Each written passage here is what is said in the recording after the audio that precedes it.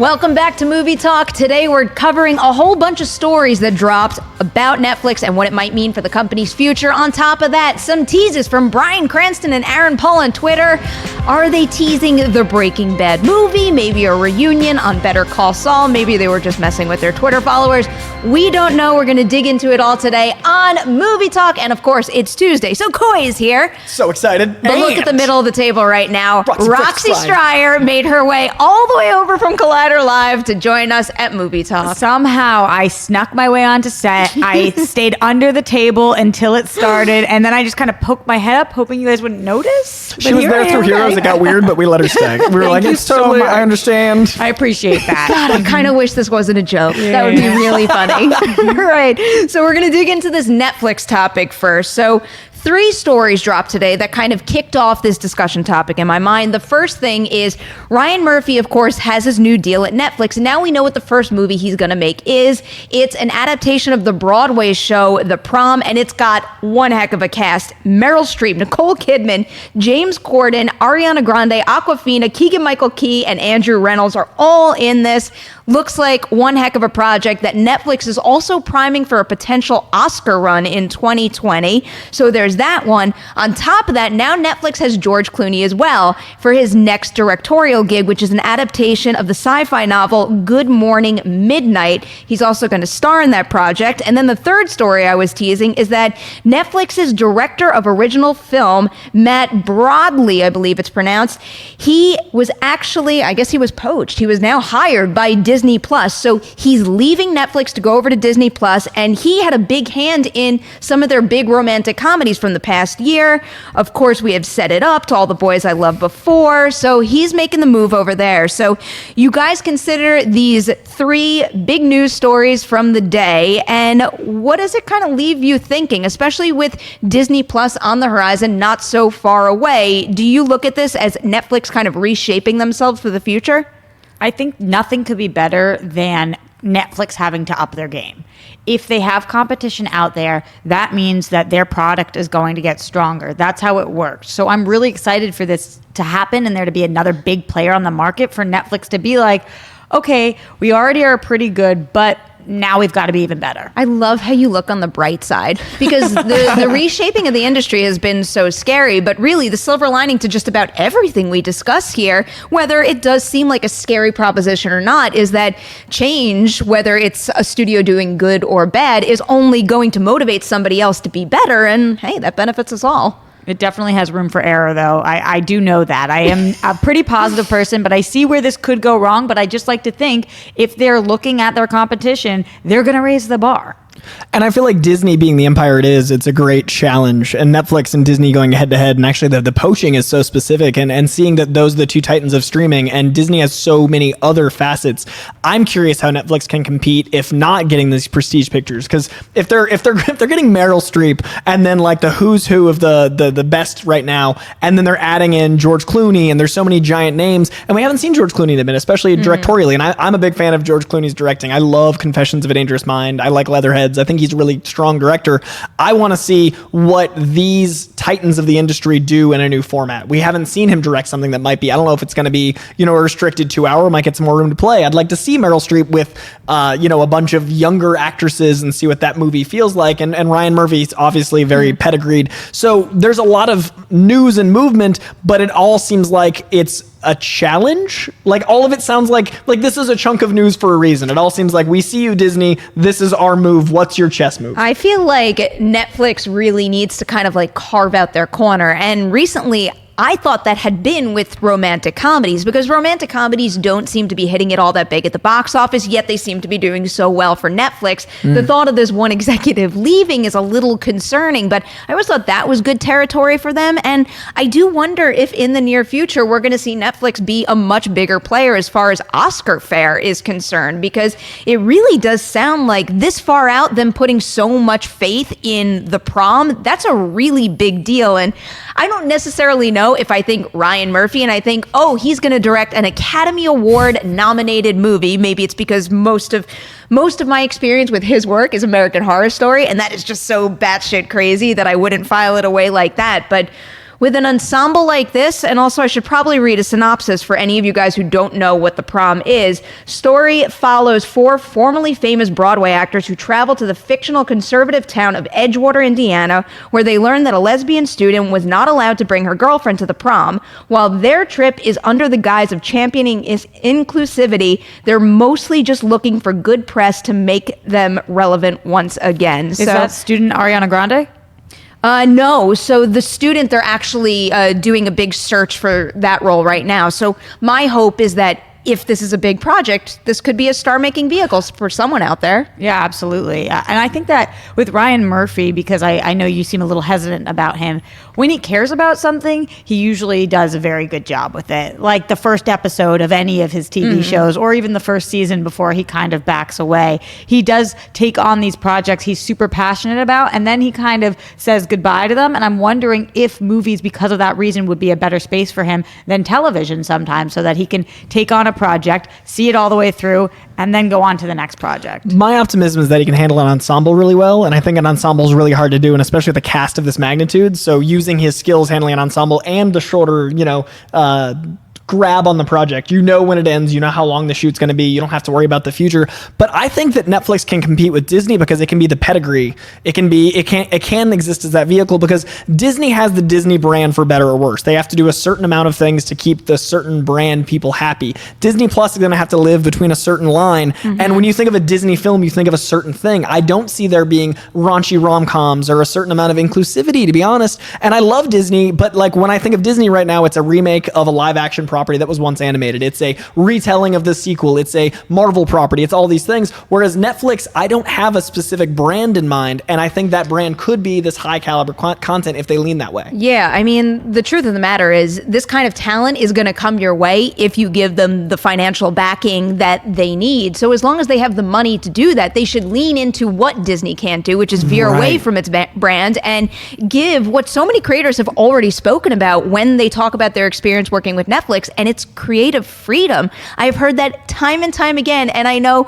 during these press runs, like your BS radar is always on, and you think they're just being nice to be nice, but I've heard it presented to me in what feels like such an honest way that I really do think Netflix gives their directors and their creative leaders over their creative control. And even if you're going to be super duper pessimistic or skeptical about it, if you look at the facts, why are people going over there if they're not getting that creative control instead of staying with the other network places that they could be? Why would we see creators continue to sign on big deals with Netflix if it wasn't for that reason when they could go anywhere else? So even if it's not just the hippy dippy, I'm hearing them say, yes, you can do whatever you want. Look at the facts. This is where the creators are wanting to go right now. Why? Because they want to be creative. And I feel like it's the strength of the not being the Disney empire. There's less T's to cross and I's to dot. You can actually have a little more wiggle because of the nature of what it is. There's less overhead. And I think Netflix has done a really great job consistently by taking chances that Disney can't because of what they represent. Again, branding, but also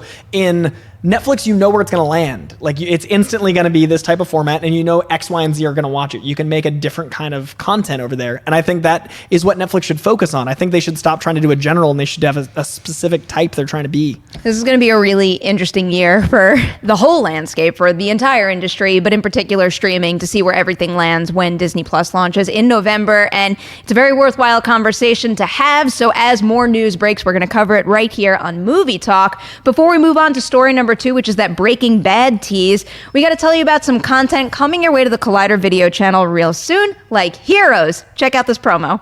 Hi, I'm Amy Dallin, one of the hosts of Collider Heroes, and starting right now, you can catch our show at a new time and format. We're coming at you Tuesday nights with a new shorter Collider Heroes and a longer Collider Heroes podcast, where Coy and I are going to talk your ears off. You already know that's coming. So make sure to go to YouTube, subscribe, and find us on the Collider Heroes podcast feed for all of that sweaty goodness. Heroes is great all around, but there's a big reason you're going to want to tune into the show today when it launches, and it's because, just cut to Coy. Look at that face. You're ready to burst, I can tell. I can't wait to tell you why I was in London, and I can't wait to see the episode because it was the best. I'm very excited. It's really cool, and you guys are going to be really excited when you hear what the new episode of Comic Book Shopping is. We also want to tell you that the Collider Factory is out there, and there are so many podcasts you can go listen to. Of course, like The Witching Hour. We have so many great shows coming your way, and then a little something called TV Talk. Yeah. What are you guys talking about this week? Oh, well, always talking about all different TV things, but especially right now, just finished Jessica Jones and Handmaid's Tale. I'm a big fan of Patriot Act, so some smaller things you don't know, Euphoria, all that stuff. There's never been a better time to be a TV fan, ever. I love Jones this season. It's so good. As good as better than season 2, almost as good as season 1. Agreed. Oh, so good. I'm still a tiny bit behind on Handmaid's Tale, but where I'm at right now, so far so good. That show gets better every season, too. It's wild. Scarier and better. It really does. All right, guys, we're going into story number 2 now. And of course, this is what Bryan Cranston and Aaron Paul were busy teasing on Twitter. So they shared a photo, apparently, on Twitter. Both of them shared the same picture of 2 donkeys, and it looks like they're both out in some sort of New Mexico looking like desert. And then on top of that, Better Call Saul showrunner Peter Gould, who also served as a writer and a producer on Breaking Bad, he followed that up by writing, "Looking forward to this," whatever that means. So the question is this teasing the Breaking Bad sequel movie that puts the focus on Jesse Pinkman? Is it teasing the 2 of them having some sort of appearance in the upcoming season of Better Call Saul? Or is this the 2 of them just messing with everybody because they know we're going to do this? I'm going movie. I'd hedge my bets on movie. I feel like it's too big of an announcement, and not even an announcement. It's too big of a thing. They know we'll do this, like you said, and I think that it's funny because it's a couple of asses. So if it is going to be a joke, it's a very perfect joke. But we've heard so much about the movie moving forward. We've heard so much about the scheduling. Aaron Paul doesn't tweet much. Bryan Cranston's usually very business, and then he's fun in his roles. I don't feel like they'd mislead us this way with such a beloved property. And Better Call Saul, that person, the showrunner's been involved in both worlds, so I feel like it's not going to be Better Call Saul because of the movie. It would diminish a little bit of the movie if this season we see them reunite, because it's been so long since we've seen them on screen together. I think if they do that on the show, then the movie won't have the same impact. I do feel like it's going to be an after Jesse escapes movie with flashbacks with Walter White. Yeah. And I don't think if you did that on the show, it would have the same, like, we're so ferociously wanting this thing in the movie. So initially, my mind went down the exact same path, and I think it's just because my mind is always working in a more movie-centric way, so I'm like, give me movie information. But then I started reading old quotes from Vince Gilligan, and he had said during last year's San Diego Comic-Con panel that Walter and Jesse wouldn't be making any Saul appearances in season 4. But he didn't rule out an appearance down the road, and the specific quote is, "We don't want to jerk folks around, but we would be sorely remiss if these characters didn't appear in the show before it ended." So I don't know if they had a presence at Comic-Con this year and they need to be in the show at some point. Maybe that's what's coming first, and maybe that could be a good tool to tee up this new movie. I don't know. I'm kind of caught in the middle right now. Your mind always goes to movie. My mind always goes to TV. That's why I feel like this has to do more with the TV show. I'm reading between the lines with that as well. And I also just think if it had to do with the movie, would Bryan Cranston have posted this? Because that's such a massive reveal. Because we know what's going on with Jesse and that there is more to the story and that we could follow that. But how we see Bryan Cranston, if we see Bryan Cranston, in what ways we see him, if he's posting this now, I just feel like something's up and something's off. It could have to do with the movie, and you're right, flashbacks, all of that, we're all kind of figuring that will be something that takes place. But I think this is a weird way to announce that with 2 asses. It's just a little strange choice. I would totally rule out the third option that I brought up, that they're just, messing around with people, because I think the 2 of them respect the show way more than that. They wouldn't do that, but one way or the other, I hope that no matter where we see the 2 of them return, I mean, I guess this would really only apply to the sequel movie, but I just want, whether they do flashbacks or not, I just want to feel Walt's influence on Jesse. It's like, when you could see a character continue his journey and him do certain things that whether or not the other person was physically there, it feels like a callback to that person's influence on the younger character. I feel like that's what I'm rooting for more so than anything, but the flashbacks seem inevitable to me. Do you want to see, possibly instead of flashbacks, have him talking to Walter as if he's there but he's not? Like it's kind of his conscience, or he's walking around and he can hear what Walt's saying and he pops up. I feel like that suggestion is right up your alley.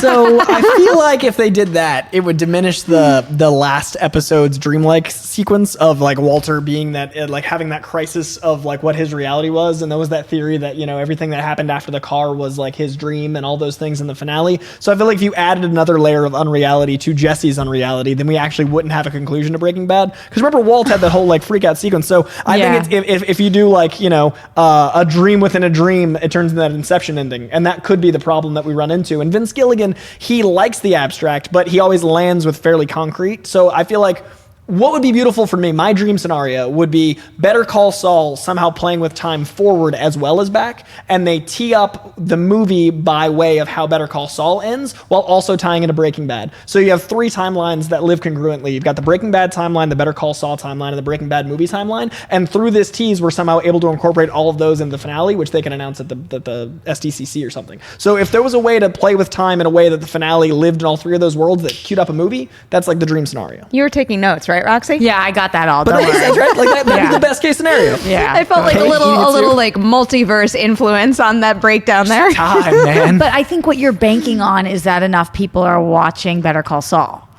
I would watch I currently don't watch Better Call Saul because there's a lot of content, and I'm so sorry, Vince Gilligan. Thank you. But I think there's an opportunity to bring people. It's like when the Joker's on Gotham, those ratings spike. If you bring in an episode and you know Walter and Jesse are on it, and that it's going to tie into a movie and tie into Breaking Bad, everyone's watching that. So if you make that the finale, this is an announcement. Oh, if they make this announcement more solid, you know what I mean? Like, if this start is the tuning in now. Yeah, start to theorize. But if this is the beginning of a promo campaign that ties it all up, and if they announce something at Comic-Con, okay. That's what I want. Best case scenario. Soon enough. Hopefully soon enough we'll know at least like what is potentially on the horizon, because I gotta make my Comic-Con plans about now. Yeah, it's time. I think so. We should figure some of that out. A lot building up there, yeah. Oh, that's for sure. All right. Before we get to your live chat questions, I want to give you a little bit of an update on that Netflix The Prom story. So there's an article over at Billboard.com, and they have an update on their article that says the story originally said Ariana Grande was in the cast, but we've learned that it conflicts with her tour schedule and she won't be involved. Bit of a bummer, because I would have liked to have seen what she could do here, and obviously she has a relationship with Ryan Murphy, having been on Scream Queen, so that seems like a good collaboration. But oh well, they still got a rock solid cast. It is still amazing, and we've said Meryl Streep a million times, but Nicole Kidman is the name that I'm just watching everywhere right now. Big Little Lies. Talk about something we're talking about on TV Talk every week. I mean, that's the best show on TV right now. She's so unbelievable, and that's who I'm here for. Like, that is what I want to see this for. I'm also really excited for more Aquafina. Like, the more, did I just make that name up? No, she's that's in there. right. I was talking about her earlier, and I'm like, did I just bring that into a conversation that I'm having now from this morning? You dreamed Aquafina. She is very, very exciting to me after having seen The Farewell. I had seen good performances from her before, but The Farewell, I think, is going to be a major game changer for her when it comes out. I'm seeing it tonight. Are you really? Yeah. I'm so jealous. Okay. I'm so jealous. I kind of You've want to already go seen see it, it. I know, but I want to go again. I'm jealous. I want to go again. I've gotten into a habit of seeing my 2019 favorite movies like too many times in theaters, which maybe that's why I don't have time for enough TV. Oh, okay. We should balance out somewhere I know. in the middle. Gotta like sort all this stuff out. All right. One more thing I want to bring up before we get into live chat questions, because I want to piggyback off a question we got yesterday. I think you're really going to like this one, Koi. So yesterday, someone asked us if we could be one Lion King character, which one would we be? Rafiki.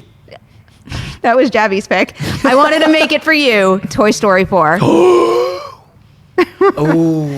Be one Toy Story 4 character. Koi very much enjoys doing the Forky deep dives. I feel like Forky is definitely the answer that.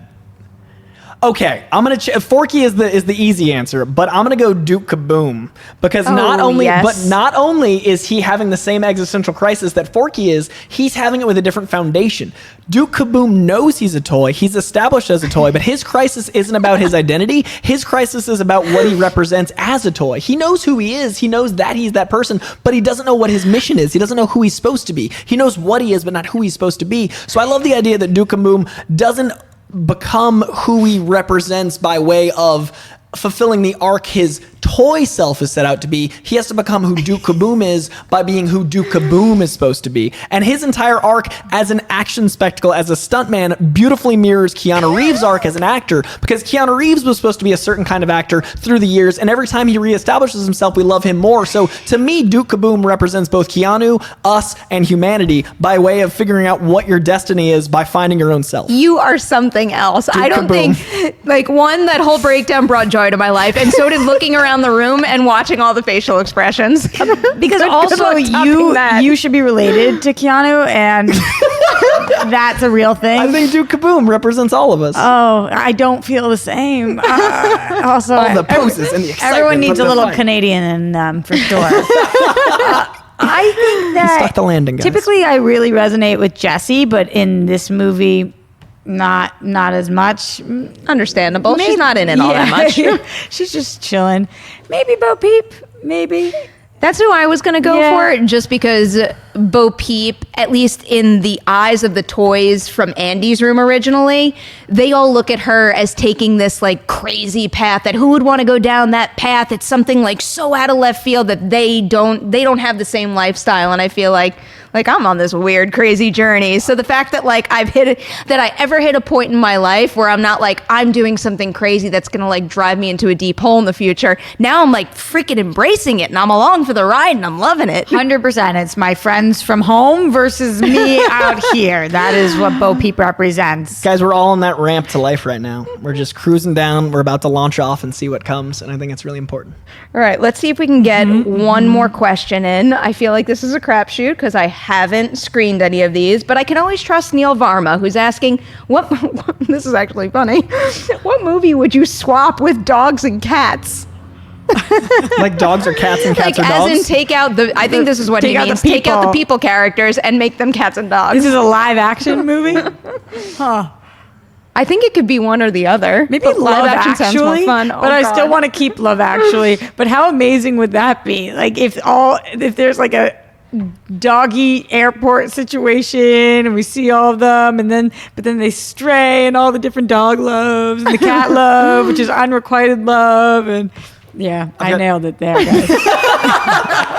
Thank you. I've got two.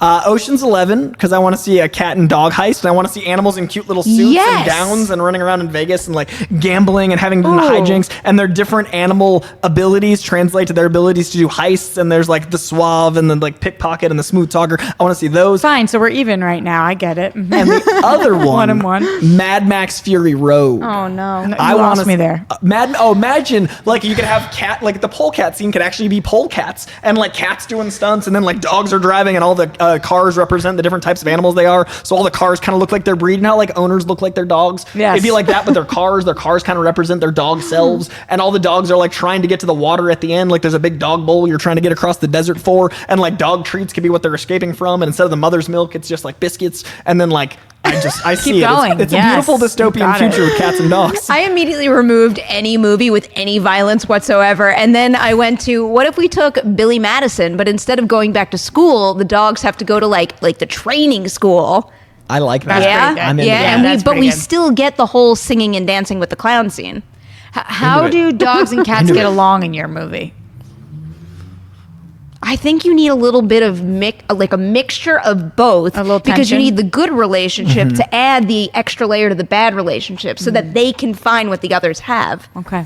I think Mad Max as like a bit of a mutt that grunts just as much as Tom Hardy did in that role is perfect. Like I want to see like a dog breed that Americans don't love, just and he just like handles his stuff. Like Let Mad Max go. It's never going to happen. And how many dogs are named Max already? It's built for it. That's true. Max. How many dogs are named Roxy? Do you know how many people tell me that a day? have- My dog is named Roxy. It makes me think of Good for you. Look Who's Talking Now when the dog is named Rocks. And I think they say it's because he leaves rocks in the back seat or something. That's how I got my name also.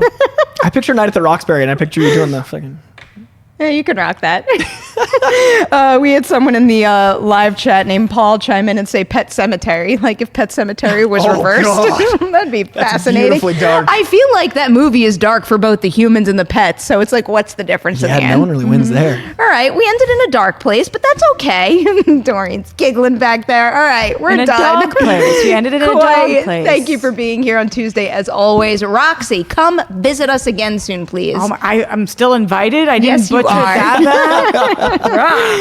I need you back on a show with Koi so that I could pitch Koi a question, then we could just have the camera on you and watch your reaction to his answers. I have to admit, I like it. I do like it. Dorian, Adam, thank you guys so much for your hard work. Everyone out there, like and share this episode of Movie Talk, and then tune back in tomorrow, 3 p.m. PT Live for a brand new one.